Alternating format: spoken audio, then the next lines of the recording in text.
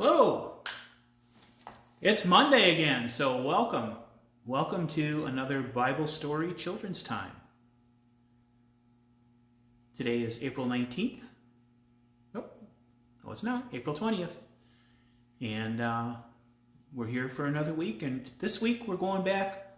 Last couple weeks we were talking the Passion story and events that happened right after the resurrection and different passages in the Bible. So this week, we are going Old Testament on you.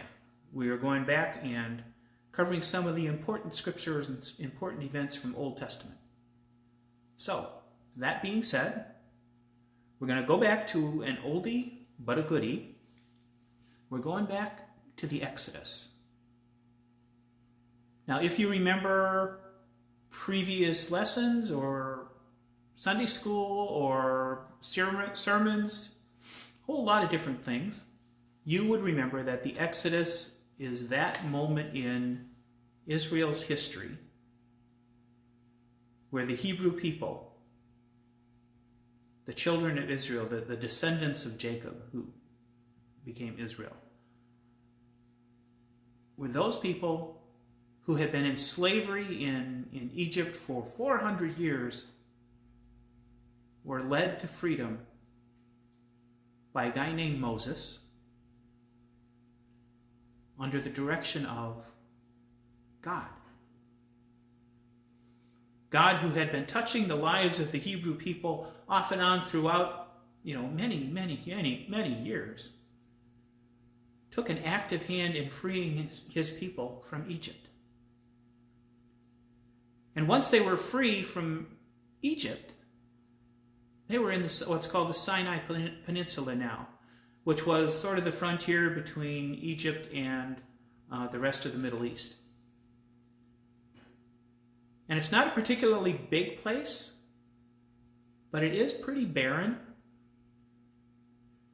And they found themselves wandering around. And they actually wandered around for many, many years before they ever arrived in what would eventually become Israel, which was then the Promised Land, the land that God had told them they would have. And they wandered around because it took decades for them to learn to become the people God wanted them to be. To become God's people, worthy of being the bearers of His covenant, the bearers of His words, the bearer of everything that he had planned for humanity. This is what their destiny was, but they needed to be prepared for that. So that's why they were out in the wilderness for so long. But one of the things that happened early on, and it's a very specific date in a way, except we don't know what year. But we are told on the first day of the 3rd month after they fled Egypt. And this would probably have been around 1250 BC. So well over 1,000 years before the time of Christ.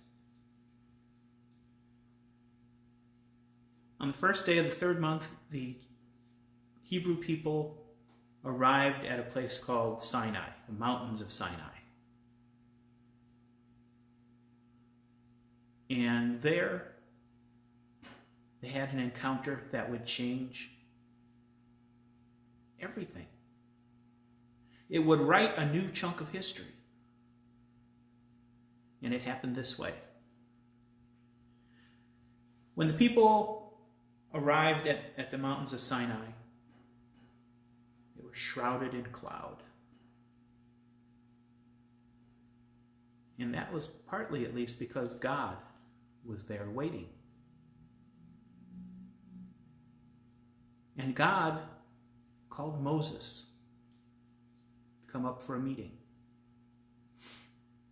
He didn't bother with the Zoom. He just had him come up straight and talk to him face to face.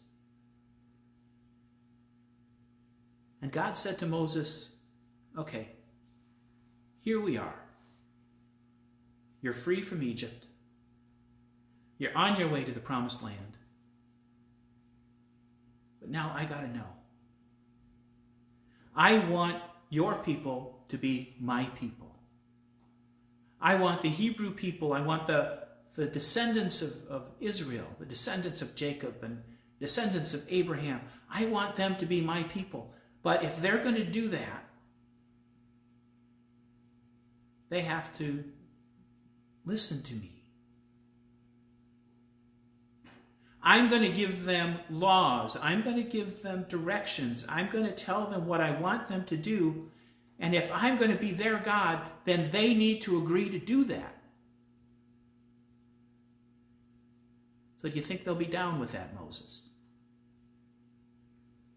And Moses said, well, I think so, but there's one way to find out for sure.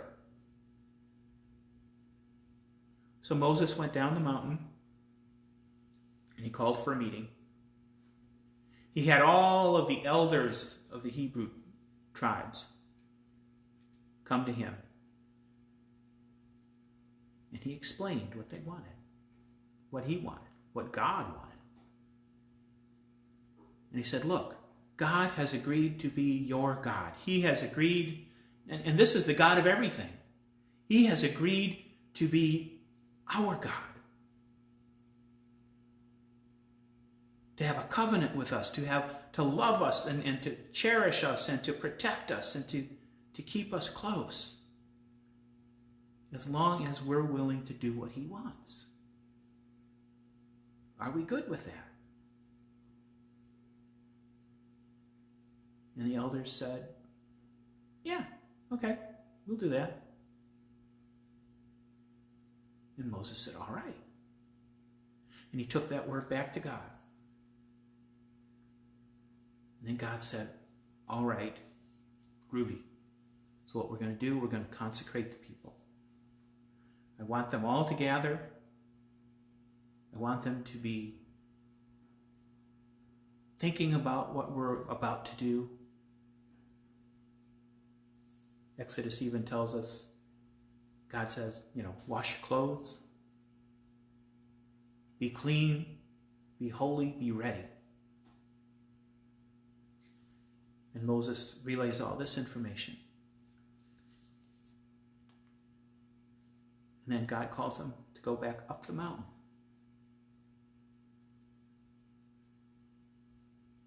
And there, something remarkable happens. God gives Moses the laws that he wants people to obey.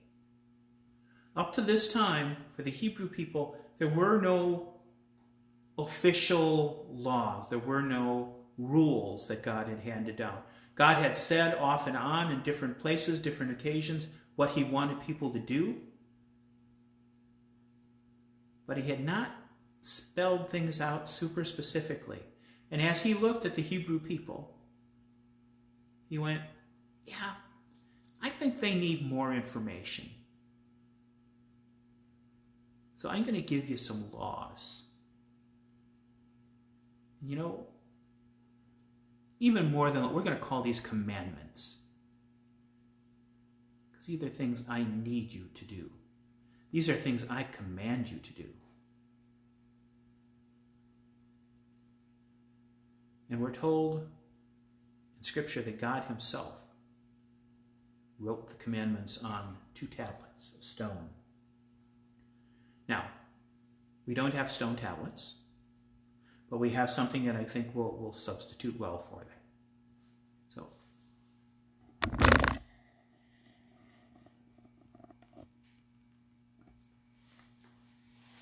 So I want you to think to yourself or comment, if you can remember, how many commandments were there? I'll leave that to you to remember. Comment if you can. So God said to Moses, here's one that's really, really important.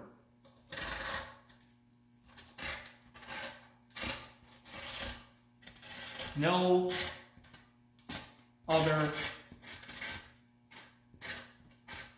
gods.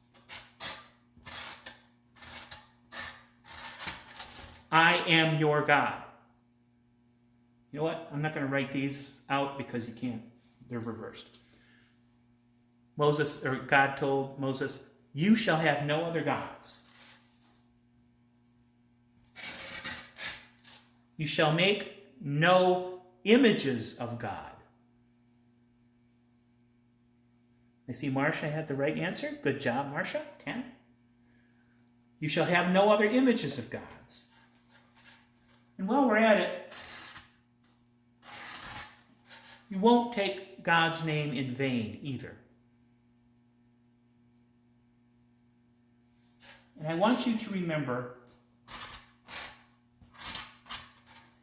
to take a Sabbath day each week when you can rest and reflect and remember what God has done for you.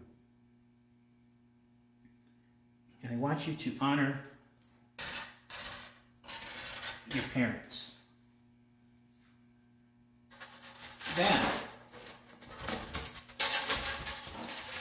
Then, this one's important.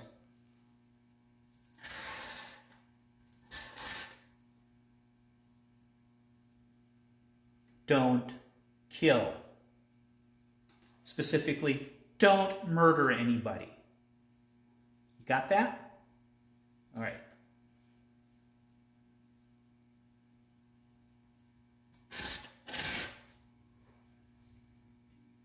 And while you're out there not murdering anybody, don't commit adultery.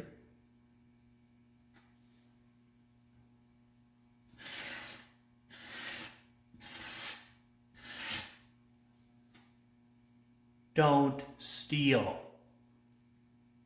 If it's not yours, don't take it.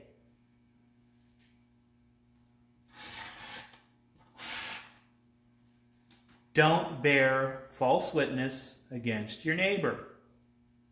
In other words, don't tell people your neighbor's doing stuff that your neighbor isn't doing.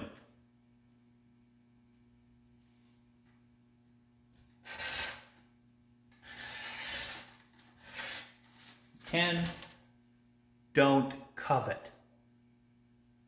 Don't covet your neighbor's house. Don't covet your neighbor's stuff. Don't covet your neighbor. Can we do that? Now, these were 10 very basic commandments.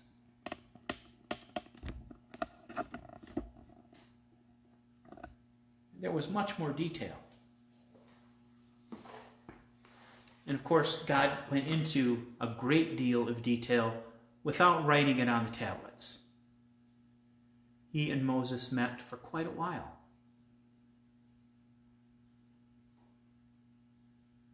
Because there was a lot that God wanted his people to know. He had instructions for worship. He had instructions for what people should do, what they shouldn't do, what he wanted them to, how he wanted them to act. And this is really critical stuff for the people of Israel, the children. Because here is God specifically for the first time telling them in some detail how he expects them to behave. Now, what you didn't see, because the way the camera was, periodically as we were going through the list, I was looking at the list of commandments so I would know which one was which. And this is because when you look at the actual scriptural text, which you can find in Exodus chapter 20, and then also in Deuteronomy, it can be broken up in different ways. It can be interpreted in different ways. Not, there's no interpretation that says it's okay to kill or it's okay to covet or anything like that. But the way they're broken down is subject to interpretation. And for instance, I grew up in a different faith tradition from Methodism. I grew up Wisconsin Synod Lutheran. And the way we broke the commandments down, our fifth commandment was thou shalt not murder, or thou shalt not kill, actually. And in the Methodist tradition, and actually the tradition, I believe, of most Protestant churches, the fifth commandment is thou shalt honor thy parents. And it all has to do with how the first few commandments are broken down. One of the other things that's interesting about the commandments is that the first group of commandments, which is 1 to 3, actually arguably 1 to 4, have to do with our relationship with God. Don't worship other gods. In other words, don't find other things to hold up as important as God. Originally, don't make idols. Don't make pictures. Don't create a physical presentation of God because God is too huge to try to create a representation of.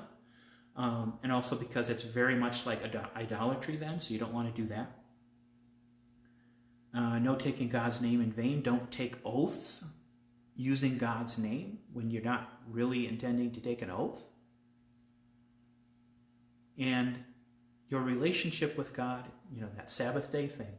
Remember who God is to you and how important God is. And then the rest of the commandments, 5 or 6, have to do with people's behavior toward other people. And basically that behavior should be, don't be a jerk. Except God figured he needed to spell things out a little more closely than that. So, the 10 Commandments are found in Exodus chapter 20. And I said that God went into some detail about activities that the children of Israel should follow and things they should do and things they should not do. And that went on in the book of Exodus for about another 12 chapters.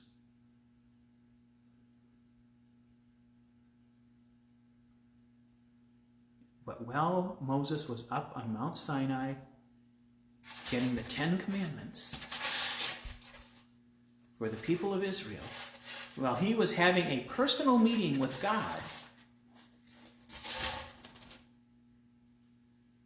while the people of Israel waited to get this personal set of rules from God, something else happened. And you know what? We're out of time. So when we come back tomorrow, we'll tell you what happened after God gave Moses the 10 Commandments. And it's not a pretty story. But we'll learn more about that tomorrow. So, hope to see you again then. Otherwise, or not otherwise, but have a good afternoon and evening. And we'll see you then. Thanks.